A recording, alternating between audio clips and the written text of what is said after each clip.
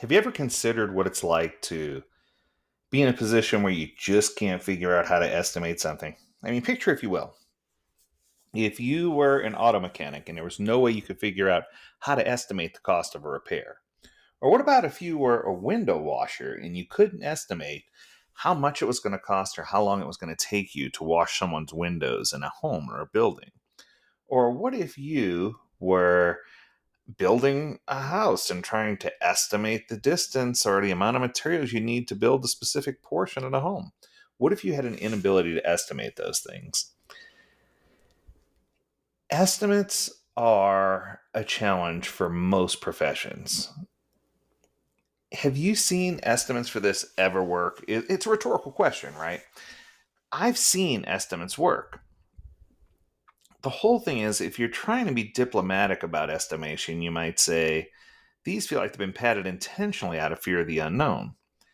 But I don't know if it really helps to pad your estimates. It takes a different type of estimation in order to be able to figure out what you should be doing and how it's going to be effective. I think too many people lose control when it comes to estimation, and they put themselves in a position where they're really struggling. So let's talk first. What is estimating? So in Agile, of course, teams are shown a body of work that's sliced up into stories, and the work we need to complete to satisfy some new user requirement is written down on some type of digital tool. Each card represents some piece of work the team needs to complete. Keep it real simple. And in most cases, there are 2 to 10 or so user stories for any decent sized feature. So if you have a decent sized feature, you break it down into smaller stories. And that session is a backlog refinement session, right? Or a story creation session where you're breaking things down and trying to figure out the size and scope of what you're going to work on. Someone, usually the product owner or product manager, presents the team with the user features they need to build. The team and the product person add and adjust the story and the backlog of works that tasks need to be completed to represent it. Some are clearly straight up technology development tasks, write code, while others might be for someone adjacent to the team to create documentation, test stuff, create training materials, etc.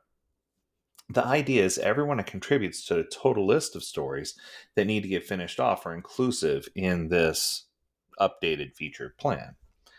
The product person then asks the team to estimate how long they think the story will take. No, that's not going to do it.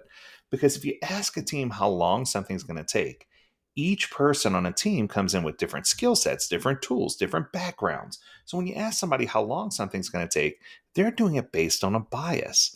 Instead, you need to ask about the size or scope of the work. If this job is a small job, how does this job compare to it? And I know that sounds kind of crazy to do at first, but if you strictly base it on how long you think something's going to take, your estimates are all going to come in wrong because, well, it might take different people. And I hear people say all the time, for Joe, it's going to be 3 story points. For Susie, it's 5. And that drives me crazy because the number of story points shouldn't change because story points should be associated with a size. And I think this is the big aha moment. If you're trying to estimate and if you're trying to forecast, you need to find a better way of getting to t-shirt sizes, dinosaur sizes, dog sizes. I don't care what you use, mountaintop sizes, whatever it is as long as everyone on the team is familiar with it and they all agree that that's the metric they want to use, then that should be the sizing piece that you use to get things done. And here's the key. There's one more piece here that doesn't work, and I want to explain what it is. There should be multiple opportunities for the estimate to be placed. Now, let me explain what I mean by that. The first opportunity should be when the backlog item is created. Now, who participates in backlog item creation? Well, it should be the product owner and stakeholders, right? But the problem is, on many occasions, we don't include the correct stakeholders, so how do we know we're including the right ones? This is where it's important for us to bring in a business analyst, functional analyst, technical analyst. Now, keep in mind, I'm doing air quotes here. These people don't actually have those titles, but someone that represents the best interests of your target consumer, whether it's internal or external, doesn't matter. You need someone who represents what the consumer's needs are, how they're going to use the product or service, and what they intend to get out of it.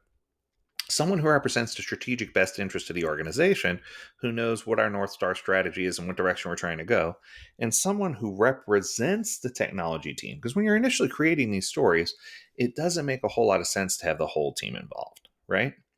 Now, this is where things get a little fuzzy. I wrote a big article that was published by the Scrum Alliance, and it got a lot of recognition because it was super controversial. I said that the product owner should put an initial swag or an initial estimate on the items that they create. And boy, let me tell you, the uproar I got. The product owner's not doing the work. They shouldn't estimate anything. I'm not saying that estimate is there for the sake of estimation, so hear me out. The reason why I asked the product owner to give it an initial swag is because this is going to be the only way that later, when we ask the team for their estimate and we do a compare, this is going to be the only way we can tell if there's a disconnect. There have been many times where the product owner says, "Oh, all I need is the team to do this, and it's going to be extra small," and the team comes back and says, "Extra large." No way, right? Or there are times where the product owner says, "Yep, I'm positive this is small. I know this work inside out, and I know it's going to be something small. So I know that's the direction we're going to go." And the team comes back and says, small? No, in order to do that, we have to do this, this, this.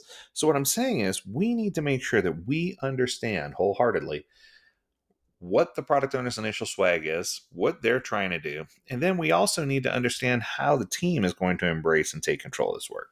So it's a combination of those two things that are going to allow us to make sure that the product owner understands the team's capabilities and that the team understands the scope of what the product owner is looking for. And I think that probably is the biggest key about the mystery of estimation. So you have the initial estimate that's put on by the product owner with consultation with the BA, FA, business, functional, and technical analyst.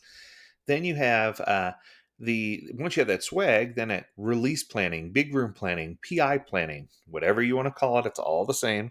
At that meeting, you're going to have the team put their estimate on these items without having the product owner's initial estimate revealed to them. That way there's no way they can be swayed or pulled to an agreement. I don't ever want to hear somebody say, "Well, if the product owner thinks it's medium, I guess it's medium." I want to make sure that the team has an independent voice. And this is how we do that. We want to make sure that if the team has an independent voice, that they have the ability to either agree with or disagree with. Now, if the team comes back and says it's the same as what the product owner said, great, we know what the estimate is. If the team comes back and they're 1 degree off in either direction, I'm going to go with what the team said because they're doing the work, right?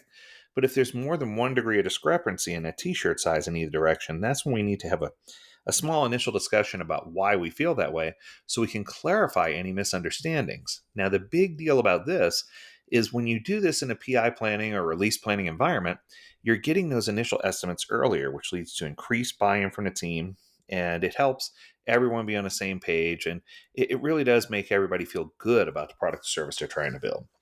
Now, the next time we'll see that estimate is at refinement. Now, refinement usually happens a week before the items enter the sprint, and that's one-hour session with the team and the product owner where they review the items that are going in the upcoming sprint and make any last-minute adjustments or refinements to that estimate as needed. The next time they'll see those estimates and have a chance to adjust is at sprint planning. So at sprint planning, they'll have a chance again to see the estimates adjust, pivot, and do what they need to do. And then, of course, there's a period of discovery at the beginning of a sprint where if anything new is identified, you can bring it to the product owner's attention and create a spike to do additional research if needed.